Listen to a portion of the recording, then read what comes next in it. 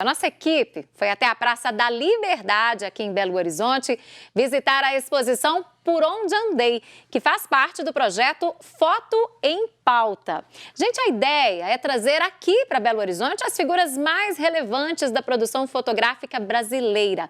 E o repórter Léo Apolinário foi lá conferir tudo e mostra pra gente agora aqui no Manhã da Piedade.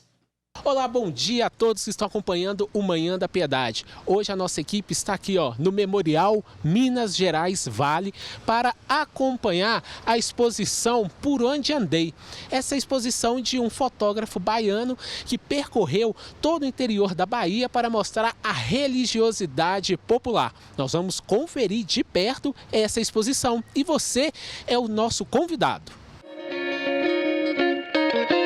Todas as fotos expostas são deste fotógrafo baiano que tem mais de 60 anos de profissão. Tudo começou no interior da Bahia, na cidade de Rui Barbosa. Aí começou uma fase da fotografia 3x4 na minha vida, na vida de muita gente. Que os caminhões que saíam do Nordeste, saíam de Pernambuco, de Alagoas, de Sergipe, passavam por Rui Barbosa porque tirava a carteira profissional e já chegava em Brasília documentado. Né? Então foi um período que começou em torno de 58 até 64. E aí o que aconteceu? Nesse período a gente não fazia outra coisa a não ser fotografar candango. Era fonte de renda. Foi aí que Adenor percebeu que era o momento de mudar e partir para outro tipo de fotografia. Eu vi que a fotografia não era só aquilo, não era só o retrato. E comecei, como a maioria dos fotógrafos do passado e também do presente, sair para fotografar a miséria da periferia da cidade. E aí eu comecei a sair, fotografar livremente, por iniciativa pessoal, na busca de o que eu ia encontrar para botar naquele retangulinho, entendeu? Como fotografia, ou grafismo, ou retrato, ou seja lá o que estilo fosse, eu experimentava, tudo era belo, tudo era bonito e tudo era passível de ser fotografado. Mesmo a feiura, mesmo a fome, mesmo a miséria, coisa e tal. E nesse período a fotografia também surgiu com uma possibilidade de solidariedade, dela ter uma função. Porque a fotografia que eu estava começando a fazer não era uma fotografia contratada. Era pauta livre, eu determinava, eu quero ir hoje ali, eu quero ir para tal cidade, eu quero ir para tal festa, e ia por conta própria. Então, é um acervo totalmente livre de interferências, de gosto de quem quer que seja. Era o meu prazer em fotografar. E foi nessa expedição itinerante que passou por Bom Jesus da Lapa, Canindé, Ponta de Corumbau, Canudos e diversos outros lugares que nasceu a exposição Por Onde Andei, onde Adenor registrou o sincretismo religioso. Aqui essa foto é em Bom Jesus da Lapa, de uma mulher que foi pagar a promessa por ter arranjado um noivo e que ia lá aos pés do Bom Jesus de vestido de noiva. Isso aqui é uma caminhada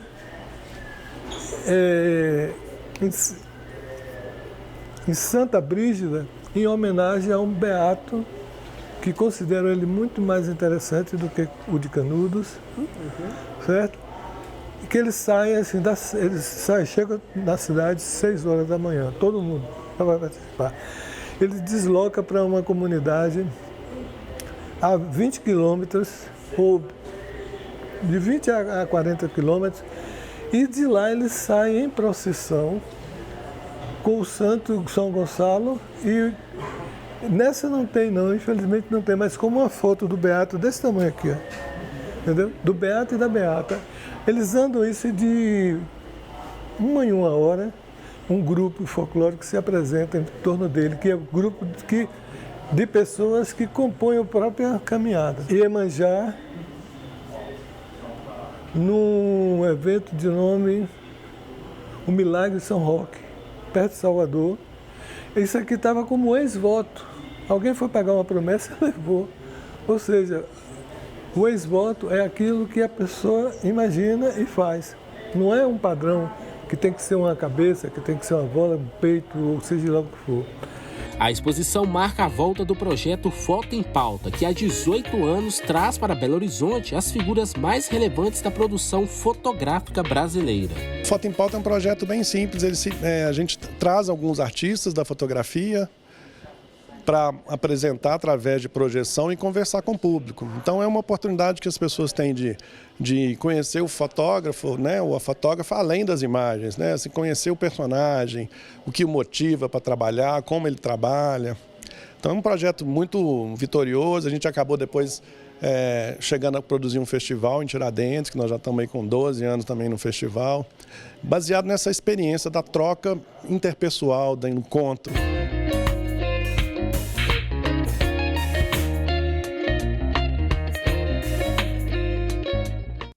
Fotos maravilhosas, né? Fiquei encantada com o trabalho do Adenor Gondim, hein? E aí você viu que as imagens dão um ênfase maior nos registros de manifestações religiosas populares no Nordeste brasileiro, né? E isso revela muito sobre o sincretismo religioso. Aliás, gente, o sincretismo religioso é alvo de estudo em todo o mundo, mas está sendo chamado agora de hibridismo religioso. Pois é, mas aí, o que é isso, hein? É diferente o sincretismo do hibridismo?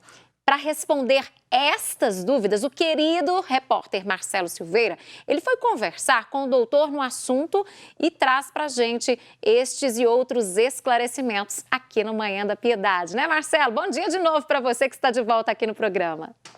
Pois é, bom dia para você, bom dia para todo mundo. Assunto complexo, né? Para a gente, enquanto leigo, falar assim sobre sincretismo, sobre hibridismo. Por isso mesmo, nós viemos até aqui para conversar com o mestre, agora doutorando já em Ciências da Religião, o Guaraci Maximiano dos Santos. Obrigado, viu, Guaraci, por ter recebido a gente aqui e tentar entender, né? O que é sincretismo, o que é hibridismo, o conceito dessas duas palavras. Bom dia. Bom dia, Marcelo. Eu que agradeço e espero poder contribuir aí com esse momento, né, de questionamento. Pensemos, então, primeiramente na questão do sincretismo. Sincretismo como movimento de alternativa, de construção, de capacidade, de reassimilação de conceitos e rituais, a fim de responder questões reais, sociais, né? É um processo sociocultural, o sincretismo. Se pensarmos agora na questão do hibridismo, né? Ele tem duas perspectivas muito importantes. A gente pode pensar a nível micro, que é essa relação mais próxima de abertura ao outro, de querendo ou não assimilar a cultura, gestos, costumes e por aí afora. E uma maneira mais ampla, que seria esse internacional, intercontinental, né? Que de certa forma existe bem significativamente, né? Interferindo em culturas e mudando formas e comportamentos em todo o mundo. É sim um processo real da globalização. Pode-se falar nessa mistura? Como é que ela surgiu, por exemplo, no Brasil? Essa questão europeia, africana, como é que surgiu vou chamar de hibridismo, que agora é o mais comum, né, de se chamar o hibridismo no meio acadêmico, está tão falado. Como surgiu essa mistura aqui no Brasil? Isso nos remonta aí ao nosso tempo, né, de colônia, de império, né, do momento da escravização dos seres humanos que vieram ao Brasil de maneira muito desumana, né, pressionados a largar a sua cultura, os seus afazeres, a sua forma de ser e viver no mundo, e muito mais do que isso, estar no mundo, né? Diante a isso, precisavam ressignificar, de alguma maneira, as suas origens, e o que ficou possível neste tempo era assimilar seus orixás, deidades, comportamentos e práticas litúrgicas, né, com manifestações cristãs que eram imperativo, né, era a religião do governo, né, a religião oficial do tempo. Então assimilou-se, por exemplo, a questão da maternidade, de um orixá da fecundidade, por exemplo, Oxum, né, com Maria, com a mãe, né? Então essa aproximação fez com que pudesse persistir, né, a prática, mesmo que de forma muito... Pode falar que era de forma velada? Velada, bem velada. Escondida dos senhores ali? Escondida debaixo das banquetas, das mesas, né, onde estavam ali as suas indumentárias religiosas. E em cima dessa mesa, então, colocava-se uma imagem de Nossa Senhora, como é o exemplo que eu usei de Oxum, para poder fazer a sua oração, o seu culto. E, nesse sentido, foi muito positivo, porque permitiu, né, que continuasse a existir a prática natural daqueles seres escravizados. Agora, assim, a gente pode chamar esse exemplo que você deu de um sincretismo, um hibridismo imposto? E existe essa diferença entre o imposto e o natural? Sincretismo e hibridismo, né? Você trouxe uma aproximação dos dois muito grande, mas eu prefiro tratá-los de forma um pouco mais distantes. Eu acredito que sim, que é imposto, né? Culturalmente, nesse primeiro momento, o sincretismo foi imposto. Era necessário que se fizesse assim, ou então não se faria de jeito nenhum, de alguma forma. Então, a partir do dominante era imposto. Aquele dominado criou, então, a partir disso, a sua competência, desenvolveu a sua criatividade a fim de ressignificar a sua lógica de culto, de crenças e de fazeres religiosos. Nesse sentido, não seria, então, imposto. Então, só para ver se eu entendi. Então, eu posso ver o sincretismo mais próximo do imposto. É claro que ele pode acontecer de forma natural, mas o imposto se aplicaria mais ao sincretismo e o natural mais ao hibridismo. Poderia ser próximo disso? Depende do ponto de vista, né? Eu acho que acontece nos dois casos. Né?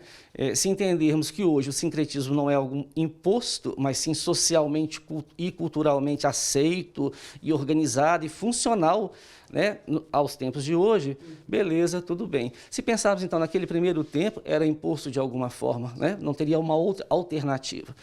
Quanto ao o hibridismo. O hibridismo, né? É isso. Quanto ao hibridismo, da mesma forma, se pensarmos que ele abarca uma posição subjetiva, mas também uma posição coletiva, nós temos esses dois momentos, de uma imposição e de uma forma natural de acontecer e existir, diante da nossa condição humana, de assimilação ao outro, de abertura ao novo, transcendente ou imanente. Então, quer dizer que essas formas são mecanismos para reunir essa multiplicidade de culturas e religiões, acaba formando também uma identidade daquele indivíduo, né? Ah, com certeza, com certeza. É nesse sentido que acontece, sim, a possibilidade dessa identificação, dessa identidade, né? Se pensarmos que identidade orienta, organiza, promove, né? E dá sentido à vida das pessoas. Então, esse sentido promovido pelo sincretismo e também pelo hibridismo orienta os seres humanos no tempo e no espaço. E agora, cada vez mais necessário, né? Com essa falta de limites, de fronteiras no tempo e no espaço, que os sujeitos consigam se localizar, mesmo que momentaneamente. É muito transitório.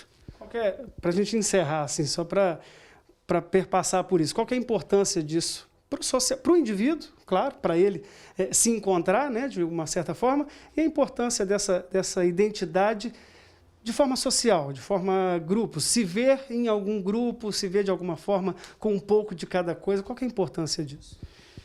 Novamente, temos que pensar no ponto de vista, né? É sadio, de alguma forma, quando você tem um agente regulador, que é o seu próprio eu, a sua própria condição de elaboração, né? Que vai te promover aí esse lugar no tempo e no espaço, como eu disse, e a assimilação e aceitação nos grupos. A identidade que a gente nomeia é o outro. Então, você faz parte deste grupo a partir do momento que o outro te nomeia, né?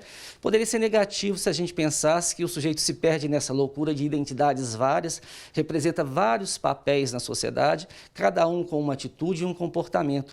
Há de se ter uma competência maior ainda do que aqueles tempos primeiros dos escravizados para dar conta dessa manutenção, ter um manejo para fazer a manutenção da sua própria vida psicofísica, sociocultural. Tá certo. Obrigado por ter tentado esclarecer um pouco. Eu acho que deu para o pessoal de casa, quem está no estúdio, entender um pouco, pelo menos, o que é um, o que é outro. Obrigado. Eu que agradeço, muito obrigado. Espero ter contribuído com vocês aí. Seguimos. Tá certo. Bom dia para você. Obrigado. Espero ter esclarecido. Eu volto com vocês aí no estúdio. Esclarecido, viu, Marcelo? Muito obrigada mais uma vez.